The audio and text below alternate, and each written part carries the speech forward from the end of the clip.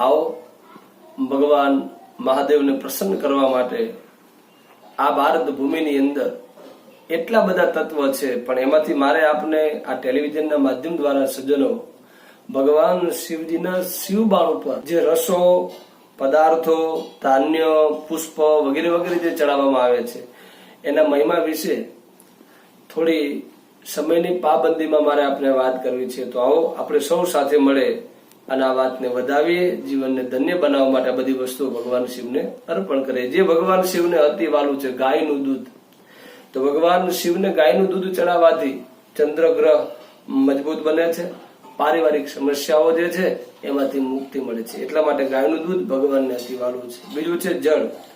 જળ ભગવાન શિવને કોઈ પણ આરાનું હોય, કોઈ પણ તીર્થનું હોય કે સરોવરનું હોય એ અર્પણ કરવાથી શીતળતા મળે છે। એટલે તો માં ભાગીરથી નિત્ય ભગવાન શિવની જટામાં સમાયેલી છે અને નિત્યના ચરણ પ્રક્ષાલન કરે છે, એટલે ભગવાન શિવને જળ નિત્ય અર્પણ કરવું જોઈએ। અને પછી આવે છે કેસર। કેસર વાળું જો જળ એટલે કે ગંગાજળમાં પણ મિશ્રિત કરી અને ભગવાન શિવને અર્પણ કરવામાં આવે તો તમારા તમામ પ્રકારના અટકેલા કામ એ તુરંત ચાલવા લાગે છે અને લોકમત મળે છે, એટલા માટે આ કેસરવાળા જળનો પણ મહિમા છે। ત્યારબાદ ભાંગ, એ આપની પારિવારિક સમસ્યાઓ જે છે એમાંથી મુક્તતાપણું આપે છે, એટલા માટે ભાંગ પણ ભગવાન શિવને અર્પણ કરવામાં આવે છે। અને વિશેષ કરી અને ઘીનો મહિમા છે, પણ ઘી કેવું હોવું જોઈએ તો શુદ્ધ ગાયનું હોવું જોઈએ। એ ભગવાન શિવને અર્પણ કરવામાં આવે તો ઘી અર્પણ કરનાર વ્યક્તિને ગ્રહોની યાચનાઓમાંથી મુક્તિ મળે એવું શાસ્ત્ર સંમતિ આપે છે। અને ત્યારબાદ બિલીપત્ર જે છે એ ભગવાનને 3 પાન વાળું જે પત્ર આવે એ અર્પણ કરવામાં એક આવે તો કોટી કન્યાઓનું તમે કન્યાદાન કરો ને જે પુણ્ય મળે કેવલ એક બિલ્વપત્ર અર્પણ કરવાથી પ્રાપ્ત થાય છે। આવો કોટી કન્યા મહાદાનમ એક બિલ્વમ શિવાર્પણમ, આવું બિલ્વાષ્ટક ની અંદર પણ ઉચ્ચારણ કરેલું છે। ત્યારબાદ મધ ભગવાન શિવને આપણે અર્પણ કરીએ। મધ અર્પણ કરવા માત્રથી આરોગ્યમાં વૃદ્ધિ થાય છે અને સંતાનમાં પ્રાપ્ત કરનારો આ શ્રેષ્ઠ છે। જેને નિસંતાન હોય એ પણ જો ભગવાન શિવજીના શિવબાણ ઉપર જાય અને મધનો અભિષેક કરે તો પુત્ર અથવા તો પુત્રીની પ્રાપ્તિ થાય છે। ત્યારબાદ સાકરનો એવો મહિમા છે કે સાકર એ ધન સંપત્તિને વધારનારું છે।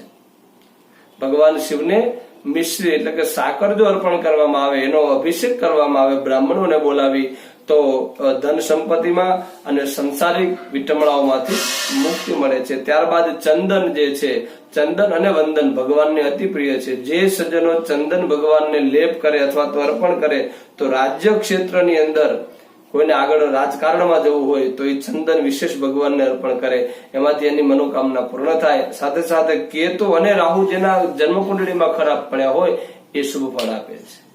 આવો ત્યારબાદ ભગવાન શિવને ચોખા અર્પણ કરીએ તો શુક્ર પ્રાબંધીની કોઈ તકલીફો હોય એમાંથી એને મુક્તિ મળે છે અને અન્ય લાભ પણ બતાવવામાં આવ્યા છે। ત્યારબાદ આકડાનું ફૂલ એ ભગવાનને અર્પણ કરવાથી અસંખ્ય ગણું દાન મહિમા બતાવેલો છે, પણ અહીંયા એવું પણ બતાવવામાં આવ્યું છે કે તમે 1 તોલો સોનું દાન કરો અને કોઈને આપો ને એનું જે પુણ્ય મળે એ કેવલ એક આકડાનું પુષ્પ ભગવાન શિવને અર્પણ કરવાથી પુણ્ય મળે છે। સજ્જનો યાદ તો કરો, બીજા બધા દેવતાઓને કેટલું ધન સંપદા આપવી પડે પણ એક ભોળોનાથ એવો છે કે પત્ર પુષ્પમ ફલમ તેવ, ભગવાન શિવને પત્ર અને પુષ્પથી જ પૂજાઓ થાય છે અને શેરડીનો રસ એ મીઠાસતાનું પ્રતીક બતાવવામાં આવ્યું છે। તો આવો આવનારી આ શિવરાત્રી, સોમવાર, એકાદશી અથવા તો પ્રદોષના દિવસે આ રીતે ભગવાન શિવની પૂજા કરીએ, જીવનને ધન્ય અને કૃતાર્થ બનાવીએ।